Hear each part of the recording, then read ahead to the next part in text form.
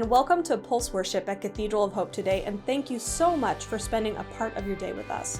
My name is Reverend Andrea, and I'm one of the ministers here at Cathedral of Hope. In just a few minutes, we're going to get our worship started. Our musicians are going to offer a worship set with uplifting music, with praise, and with prayer, and an opportunity to share our gifts for the benefit of our God. We'll have a word that is sure to leave you inspired, and we'll close out our worship service with some more music that is going to carry you through the week. Now is a great time to check in. Just follow the links in the comments to register your attendance and to offer any prayer requests or celebrations that you'd like us to attend to throughout the week. There are many ways to stay connected to Cathedral of Hope all throughout the week. So in the description of this video, we're offering links to our small groups, to our weekly email, and to our Facebook CFAM. Make sure you check them out. Finally, we post content throughout the week on Facebook and on YouTube, so make sure you hit the subscribe and follow buttons. And if you like this worship service, please give it a thumbs up and hit share so that you can invite your friends to worship with you. With all that said, our worship is going to begin in just a few minutes, so find your seat and we'll get started shortly.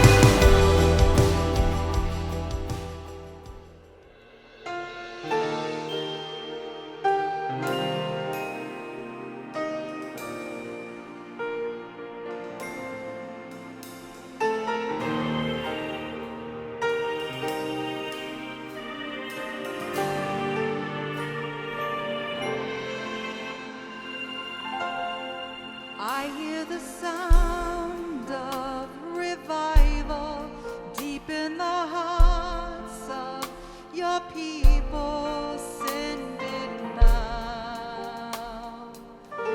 We want it now. I hear the sound of revival deep in the hearts of your people.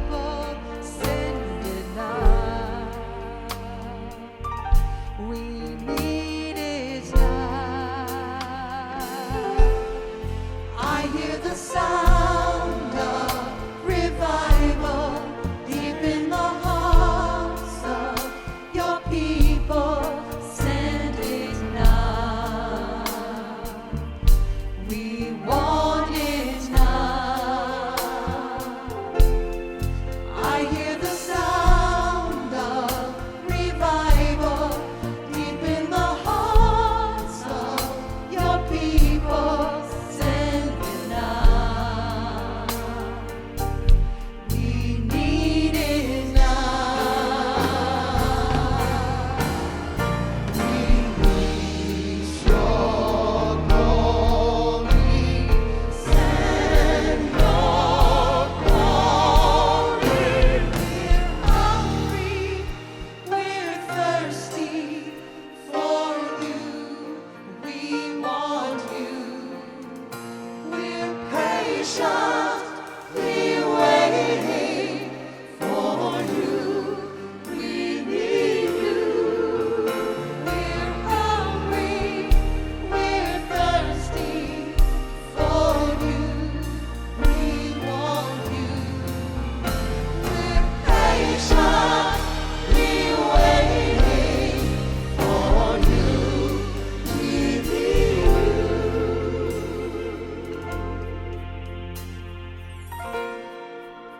Lord, we will wait for you, 'cause all we want is you. Lord, we will wait for you, 'cause all we want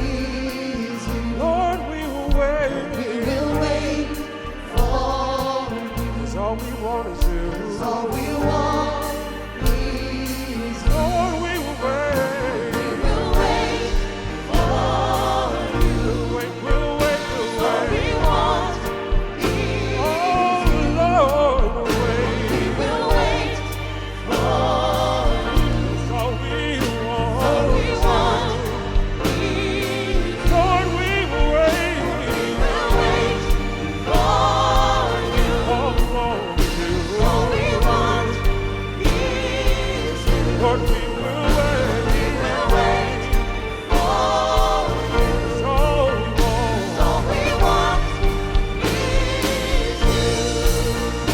We will wait for you. 'cause all we want is you. That's why we wait for you. Nothing else will do.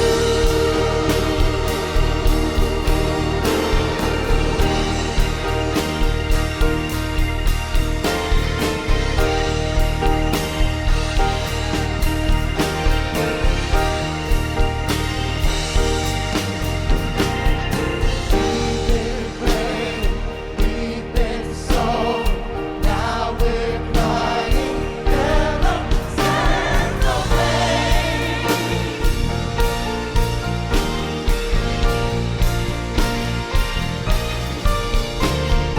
We've been praying, we've been so, now we're crying, heaven send the rain.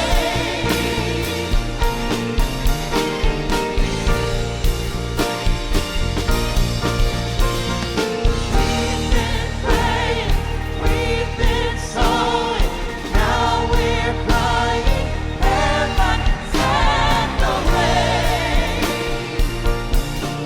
Send the rain. We've been praying, we've been sowing, now we're crying, heaven send the rain. Send the rain. We've been praying, we've been sowing, now we're crying, heaven send the rain. Send the rain. We've been praying, we've been sowing, now we're crying, heaven send the rain.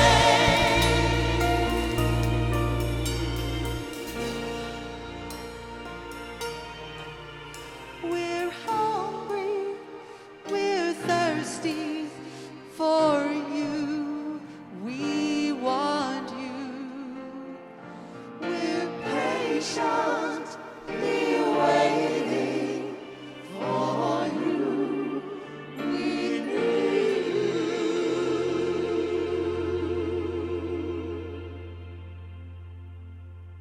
Well, it's always a great opportunity to welcome you to Pulse on Wednesday evening, and what a service we have planned this evening. But before we get into the main worship service, I want to encourage you to register your attendance, and of course, if you're able, to make a financial gift to the work and support of Cathedral of Hope United Church of Christ, because your gift makes a difference. It makes the difference in many lives.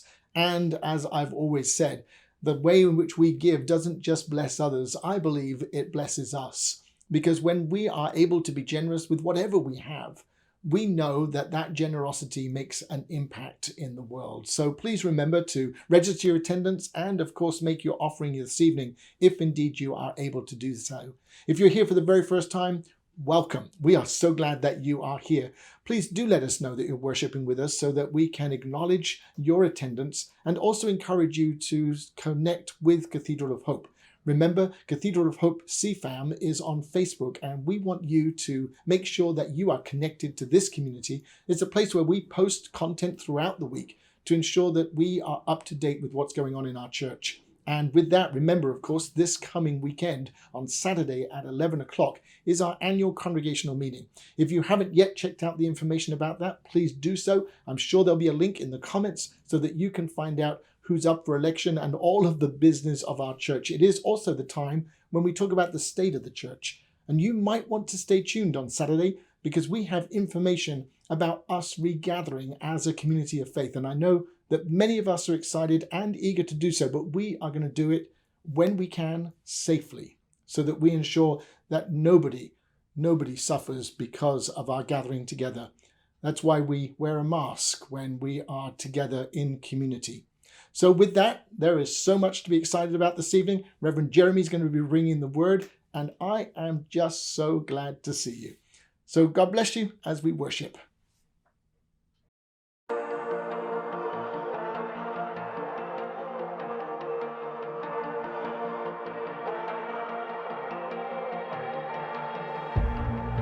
I've tried so hard to see it. Took me so long to believe it. You choose someone like me to carry your victory. Perfection could never earn it. You give what we don't deserve, and you take the broken things and raise them to glory. You are my champion. Giants fall when you stand undefeated. Every battle you've won. I am who you say I am. You crown me with confidence. I'm seated in the heavenly place, undefeated, with the one who has conquered it all. Now I can finally see it. You're teaching me how to receive it. So let all the striving cease. This is my victory. You are my champion. Giants fall when you stand undefeated. Every battle you won. I am who you say I am.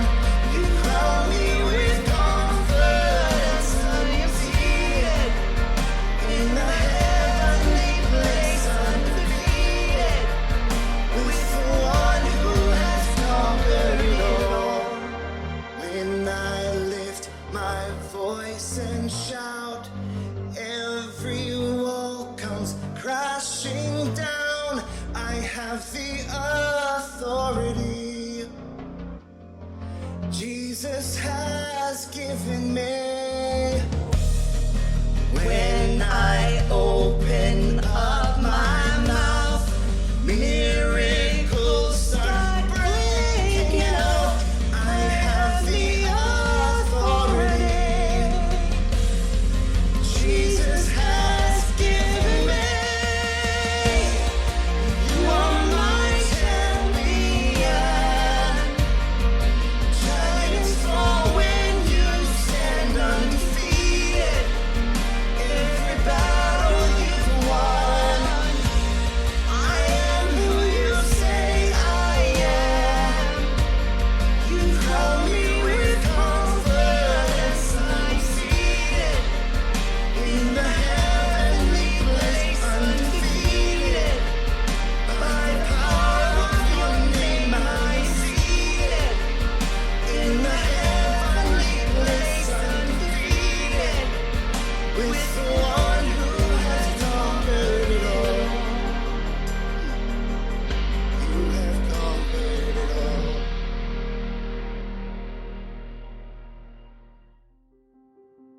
Just then he looked up and saw the rich people dropping offerings in the collection plate. Then he saw a poor widow put in 2 pennies. He said the plain truth is that this widow has given by far the largest offering today. All these others made offerings that they'll never miss. She gave extravagantly what she couldn't afford. She gave her all. Good evening, beloved Cathedral. My name is Reverend Jeremy, and I'm the new small groups coordinator here at our Cathedral of Hope. And it's really an honor and a privilege for me to be here tonight to be able to bring a message to you. Let's start in prayer. Dearest God, I just thank you for who you are. I thank you for what you provide for us. Thank you for this moment and this time. While we are distanced, we are spiritually together to worship and praise you. I ask that you strip my flesh away and deliver the words that you want me to speak, and that you open the hearts of the people who are hearing this message so that we can continue to proclaim Christ through faith, hope, and love. I pray these things in Jesus' authority. Amen. Well, beloved, here we are in our third week of our Lenten sermon series, and we've been focusing on the book Lent in Plain Sight by Jill Duffield. And this author takes everyday objects, and she's built her book around Jesus' teaching about everyday objects. Our first week we talked about the bread of life. We continued with the cross, and this week we talk about the very ordinary, average, and humble coin. And Reverend Neil started this week off on Sunday by telling us and teaching us from a story in Luke about the widow who gave 2 coins into the offering. He spoke about generosity and how those coins were such a big part of the widow's income in her life, and how the rich people who came and gave just a very small portion of what they had didn't notice the widow and didn't really place a value on who she was. And I continue tonight to talk about coins also. I want to start with a story. There was a little girl who didn't get to see her grandmother very often, but when she did visit, it was such a special time. And on this visit, her grandmother decided to take her to the candy store, and she gave the little girl a $1 bill and said, just buy whatever candy you want. So the little girl picked the candy she wanted. She took it to the cashier. She handed the cashier her dollar. And the cashier said, I owe you 2 cents. And as she began to hand the coins to the little girl, the cashier says, oh my goodness, look, I have 1 2-cent piece. I've never seen a 2-cent piece. This is unusual. But here, I owe you 2 cents, so here's a 2-cent piece. The little girl and the grandmother went back to the car, and they both were quite amazed.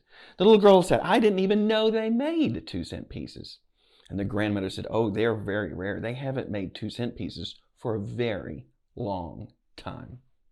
The grandmother said, on our way home, I have a friend who owns a pawn shop. Maybe we could stop by and ask him about that 2-cent piece. So the little girl and her grandmother drive along, stop at the pawn shop, go in, and the grandmother says, look, we have a 2-cent piece. Can you tell us a little something about that 2-cent piece? The pawn shop owner takes and looks at that 2-cent piece and says, oh, you have a very rare coin indeed. This coin hasn't been made for a very long time. I could give you $100 for that 2-cent piece. Well, the little girl and the grandmother were amazed, but they chose to keep the coin. On the way home, as they're marveling by the fact that they had this rare 2-cent piece, they drive past a coin collector's shop. The little girl says, grandmother, can we go in and see what the coin collector has to say about the 2-cent piece? The grandmother says, of course. So they go into the coin collector's shop, and they present their 2-cent piece. The coin collector says, oh, you have a rare coin indeed. This 2-cent piece is from 1865. It is a proof. It is in such good condition. This coin is worth $20,000. Well, the little girl and the grandmother were amazed. They were handed a penny valued at 2 cents. The pawn shop owner said it was worth $100, and now the coin collector said it was worth $20,000. You see, beloved, frequently we go through life placing value on people. We go through life placing these various values on people in our lives and in society. Society places values on us. We value people based on where they work. We value people based on their gender. We place different values based on sexuality, where people live, geographical boundaries. As a society in this world, we unfortunately just place different values. And sometimes we look at people and we place a low value on them, while at other times we look at people and we place a high value. And frequently that translates into how we look at ourselves.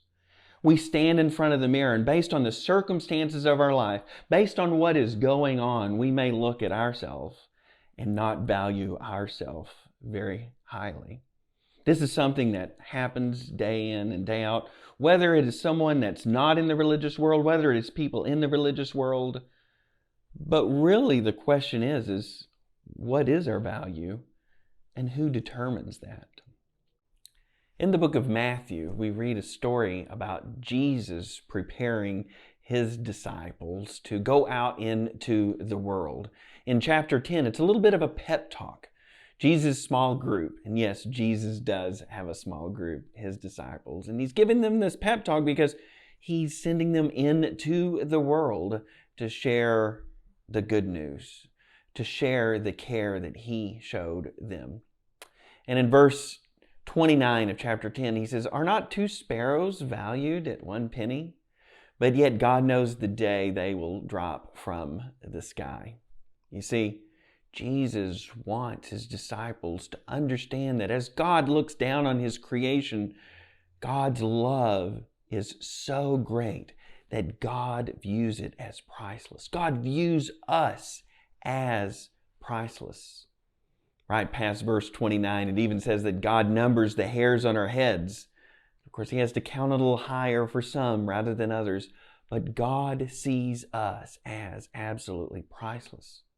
And you see, that's what this season is about. This season of Lent, as we move towards Good Friday, the day we commemorate Jesus dying on the cross and then being resurrected 3 days later on Easter, that is God viewing us as priceless and sending God's Son, Jesus, to die for us, so that death has no grip on us any longer. That shows our value. That shows that we are priceless in God's eyes. So if God looks at us and sees us as priceless, shouldn't we look at others as priceless? Shouldn't we look at ourselves as priceless? Between the story that Reverend Neil told on Sunday of the widow who gives generously and this story of God viewing us as priceless, that encapsulates and shows what our church, our beloved cathedral, is all about. It is about looking at people, at society, at a world and saying, God's creation is priceless. God's people are priceless. If God views them as priceless, we ourselves will look at them as priceless. We will help the marginalized. We will feed the hungry. We will take care of the orphan. We will take care of the widow. We will stand up and say those marginalized, whether it is because of gender, sexuality, whatever it is, we say we see them as priceless, so we will stand up. And we get that from God. Because in John it says God is love. We are created in the image of God. Therefore, we are created to love. We are created to look at the creation, to look at each other and say, that's priceless, and we will treat it as priceless, regardless of who they are, how they think, whether they agree with us or not. Regardless of what geographical boundary they're in. You see, people of God, our God doesn't look down and see these geographical boundaries. He doesn't look down and see male or female. He doesn't look at us with those distinctions that we do. He simply looks down in this ultimate love and sees something that is priceless. That's the things that we need to focus on when we look at each other, when we look at ourselves in the mirror, when we go out and share this good news, when we proclaim Christ through faith, hope, and love. It is through this lens of a priceless creation and how we are priceless. So let's revisit our story. The grandmother looks down at the little girl and says, "Oh my goodness, do you want to sell that 2-cent piece? It's worth $20,000. The little girl stops and thinks and says, "No, grandmother, I want to keep it. It's priceless to me. It reminds me of this day. It reminds me of you, and it reminds me of how much I love you." Beloved, the world does not determine our value. God determines our value, and God has already determined that value. We are priceless. We have to remember that. Because we are priceless, God sent God's Son to die on the cross and rise again for us. That is how God views us, and that is what God has done for us because we are priceless. So the world doesn't set our value. And we proclaim that humanity is priceless through faith, hope, and love at our beloved Cathedral of Hope, in the community, in our small groups, in our volunteering, in taking care of the marginalized, because God calls us to that. And Micah, God says we are to support mercy and justice and humility. That's what God calls us to do. That's what we live out at Cathedral. We live out the view that humanity is priceless, and we are there for humanity. We are there because that's what God calls us to do, to look at the pricelessness of each other. Beloved, I challenge you this week, find a penny. Take this penny with you, and when the world is difficult, when the world is coming at you, when it is difficult, use that penny to remind yourself that God views you as priceless.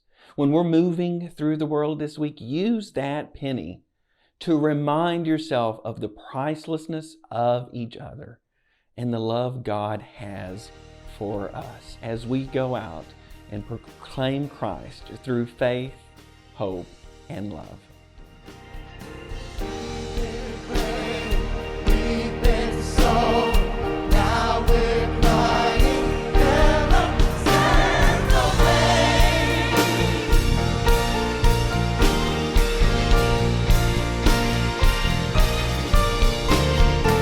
We've been praying, we've been sold, now we're crying, heaven send the rain.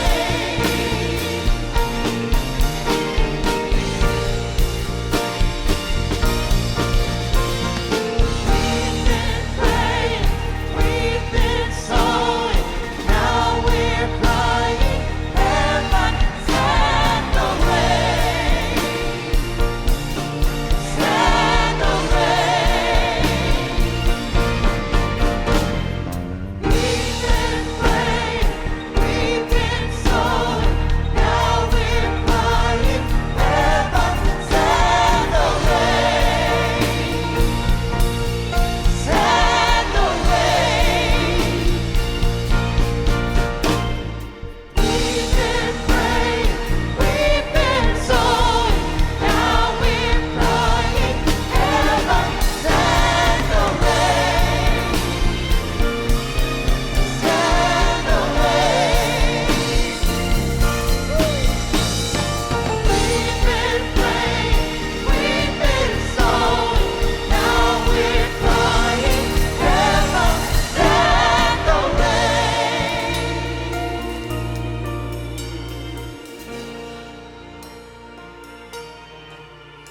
We're hungry, we're thirsty for you. We want you. We're patiently waiting for you. We need you.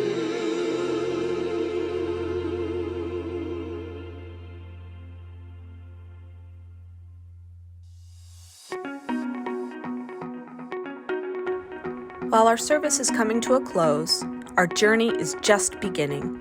Join us for Coffee with Clergy tomorrow in the Cathedral CFAM at 11 a.m. to continue the conversation.